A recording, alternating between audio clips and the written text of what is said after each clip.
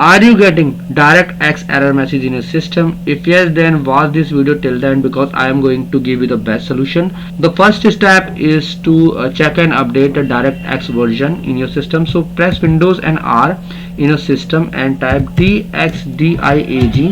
This is the command which you type, and please press on OK or press enter from your keyboard, and it will show you the version of your DirectX, so that you can update it. So this DirectX diagnostic tool will open up. So you can see it updating automatically here.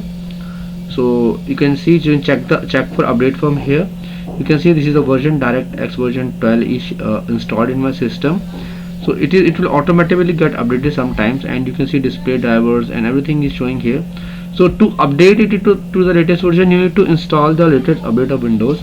So you need to go to Windows search and you type updates, and you need to click on this check for updates in your Windows, and you need to install all the updates in a system, and after that the DirectX will also add. You need to click on check for updates, and you need to install all the latest updates in your system, so that DirectX will also get updated in your system. So make sure to update your Windows to the latest version. After installing update, you can check for the missing files as well of DirectX. For this, you need to go to the Microsoft's official website. So this is the official website of Microsoft.com. I will share you a link as well in the video description. So you need to go to here in search section here, click here, and herein you need to look for DirectX. So it will show you some results, and herein you need to look for DirectX and user runtime web installer. So you just need to tap on this, and you need to scroll down here and click on download. You can select the language as per your requirement, and after that you can simply open it and run this command exe file. So you can run this file to install all the latest updates and install the missing files in your system. So you can click on this accept agreement, and click on next, and it will set up DirectX runtime, everything for you. After that, you need to update your graphic driver as well.